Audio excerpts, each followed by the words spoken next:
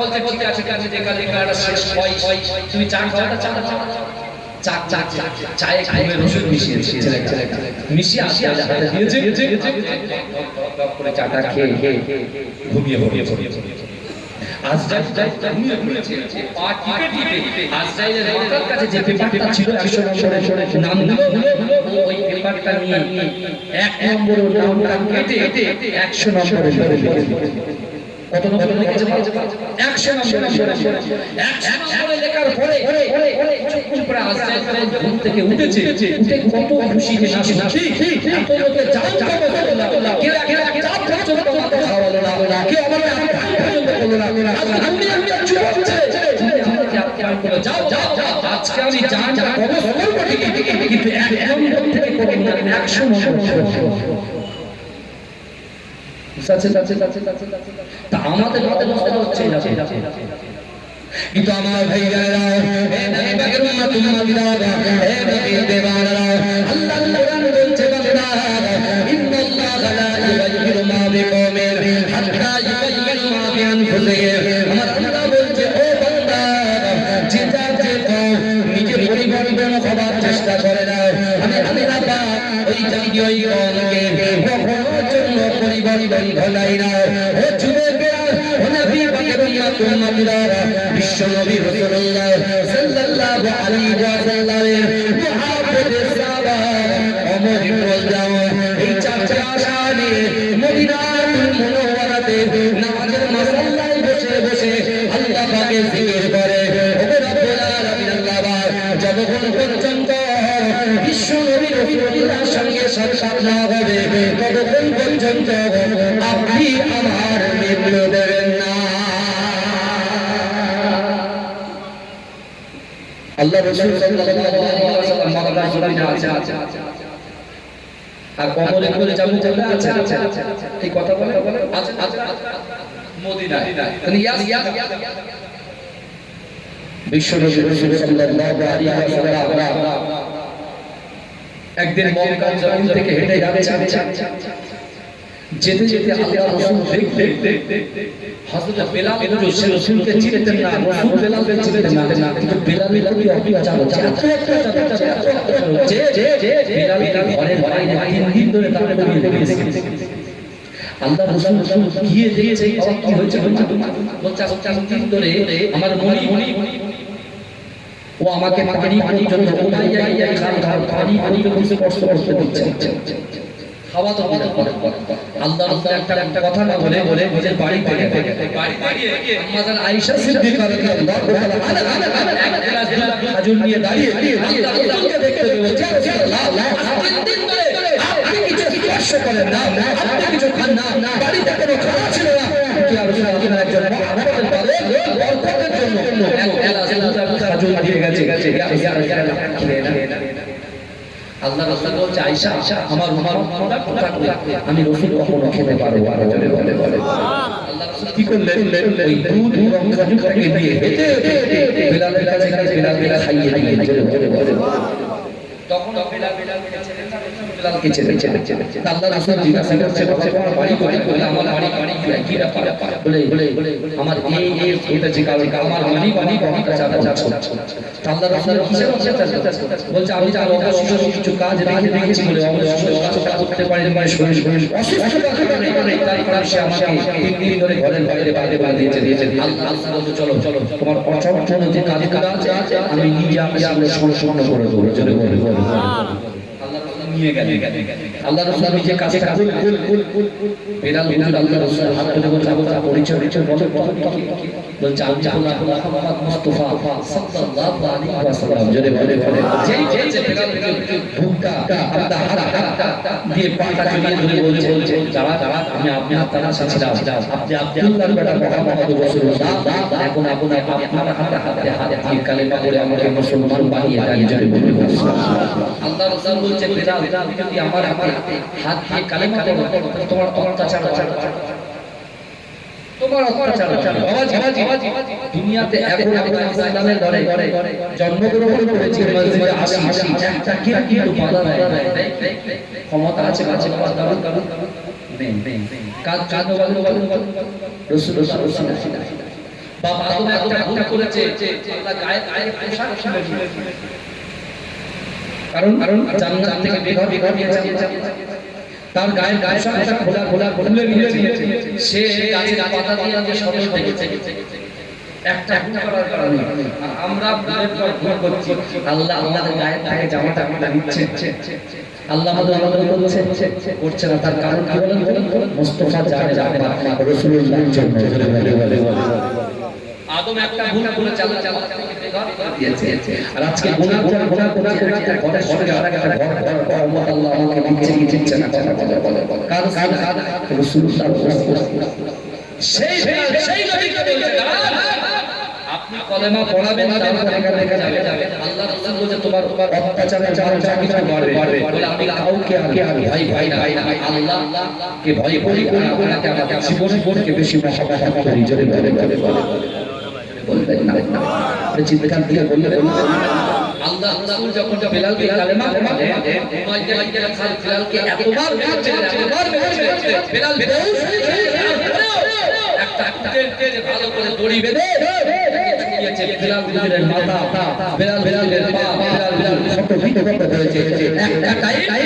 ভাই তারকে কেউ পরাস্ত করতে পারে, যারা জানামদার হয় তাদেরকে কোনো সমস্যা কখনো পরাস্ত করতে হারাতে পারে। তা বেলালকে পারেনি,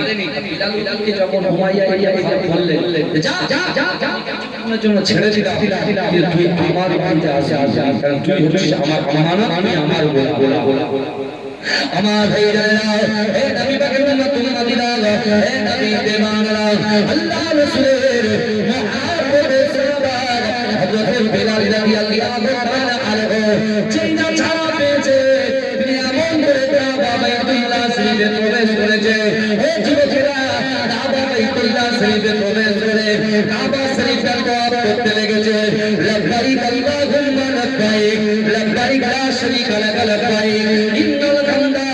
ওয়ান নি'মাতা লাক ওয়াল মুলক লা শারীকা লাক, লব্বাইক আল্লাহুম্মা লব্বাইক, লব্বাইক লা শারীকা লাক লব্বাইক, ইন্নাল হামদা ওয়ান নি'মাতা লাক ওয়াল মুলক লা শারীকা লাক। এ যুবকেরা, বেলাল যখন কাবা শরীফ তওয়াফ করে সেই টাইমে আবু জাহল কাবা শরীফ তওয়াফ করছিল, আবু লাহাব কাবা শরীফ তওয়াফ করছিল। না বেলাল আবু জাহল দেখতে পেয়ে বলছে, এ বেলাল তুই দাঁড়িয়ে যাও। বেলাল হুজুর দাঁড়িয়ে গেলেন। ও যুবকেরা, আবু জাহল বেলালকে বলছে, এ বেলাল না কাবা শরীফটা কোনো কাফের, কাবা শরীফটা কোনো এমন করে গোলামের জন্য নয়, কাবা শরীফটা কোনো চাকরের জন্য নয়, কাবা শরীফটা কোনো কালো মানুষের জন্য নয়, কাবা শরীফটা কোনো পেটে মানুষের জন্য নয়, কাবা শরীফটা কোনো সম্ভ্রান্ত পরিবারের জন্য, কাবা শরীফটা কোনো নেতাদের জন্য। ও যুবকেরা, আবু জাহল বলছে বেলাল না ফরদার যদি এমন করে কাবা বাইতুল্লাহ শরীফটা তওয়াফ করতে আসো, তোমাকে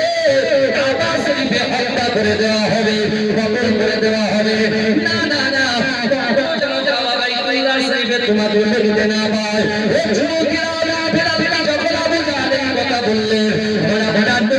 নবী শুনাবি নবী জনাবে মুহাম্মদুর রাসূলুল্লাহ সাল্লাল্লাহু আলাইহি ওয়াসাল্লাম আবু কুরাইশ পাহাড়ের নিচে আল্লাহ রাসূল কোরআন তেলাওয়াত করছিলেন। ও যুবকেরা, বিশ্বনবী রাসূলুল্লাহ আল্লাহর কাছে দুআ উত্তরণ করে আল্লাহর কাছে বললেন, ওগো আল্লাহ, আমার বেলালকে আবু জাহল হুমকি দেয়, ওগো আল্লাহ, আমি আল্লাহকে খবর দেন, আমার বেলালকে সবর করার তৌফিক দেন। আমার বাবা যেটা তকবীর দেয়, নারে তাকবীর, মাশাআল্লাহ। আমার প্রিয় বন্ধু, আমার ভাই পিজ্জাদা আবুল বাসার ভাই স্যার গেছে আলহামদুলিল্লাহ, কিছু পরে যাচ্ছে সেখান থেকে আমাকে আবার আরেকটা জায়গায় হবে, তাহলে ভাই আবার করে এত কাজ বুঝতে পেরেছেন। আমি আপনার কাছে দোয়া নিতে এসেছি, বাবা দোয়া করবেন, আমিও এই গ্রামের জন্য দোয়া করি, আল্লাহ এই গ্রাম থেকে আসমানে তুলে নিন, দাফন করে দিবেন। আল্লাহ বলবেন না, আল্লাহ বলবেন না, আল্লাহ দুরূদ শরীফ সাল্লাল্লাহু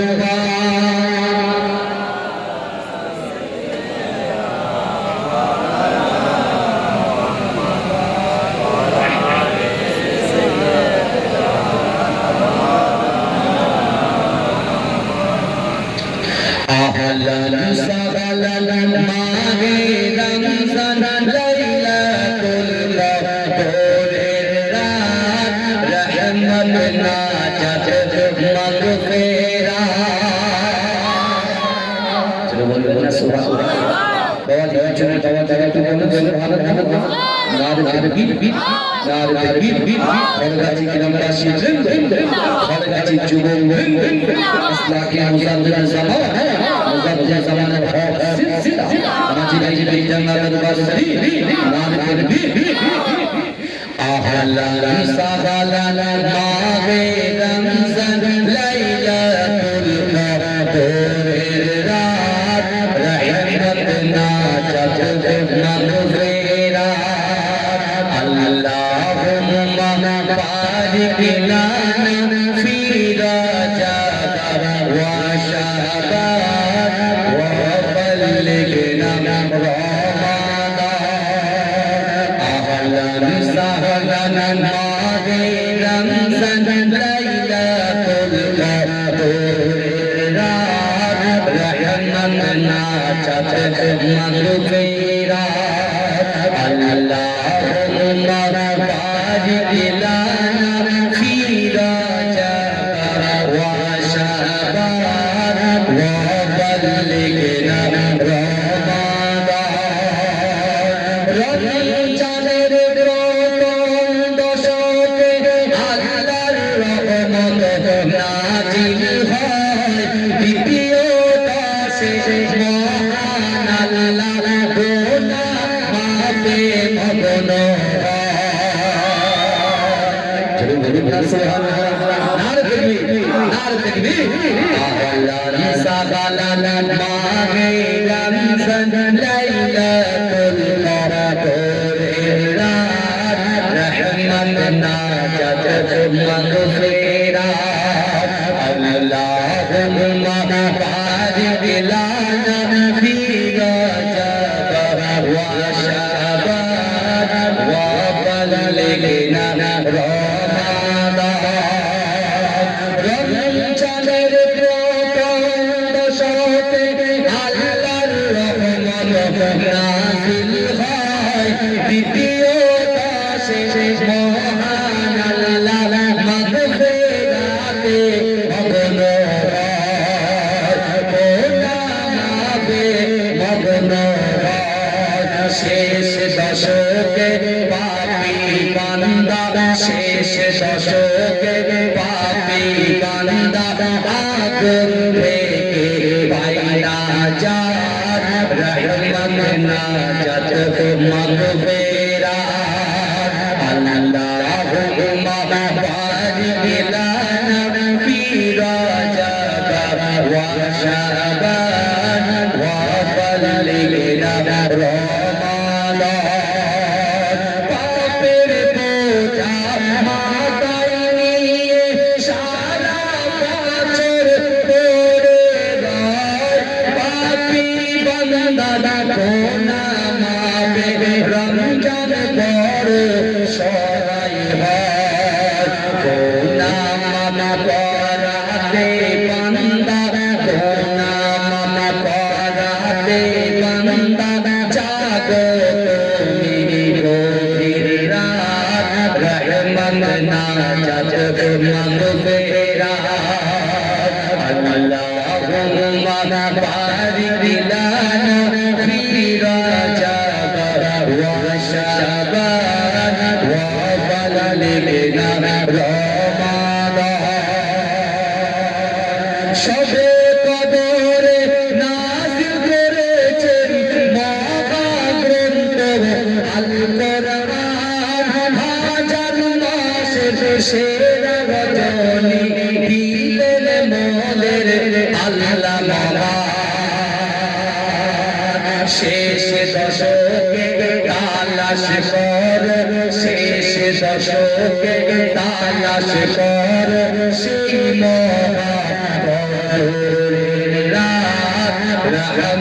নাজাত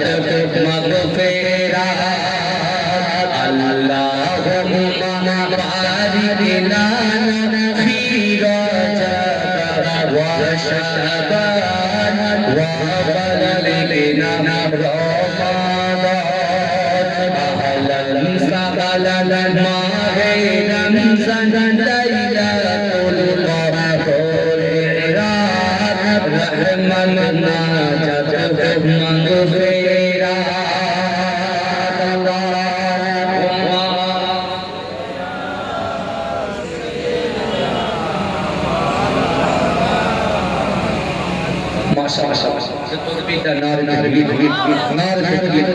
আমার বন্ধু বড় আমার ভাই আমার আবুল হাসান ভাই আছেন আলহামদুলিল্লাহ আলোচনা করবে আমি গুনাহগার যা কিছু আলোচনা করলাম আল্লাহ পাক উভয় কে তৌফিক দান করে আল্লাহ আসসালামু আলাইকুম সকলে খাস দোয়া করবে আমিও দোয়া করি আল্লাহ সকলকে কবুল করুন ওয়া মা তৌফিক ইল্লা বিল্লাহ দরুদ শরীফ আল্লাহু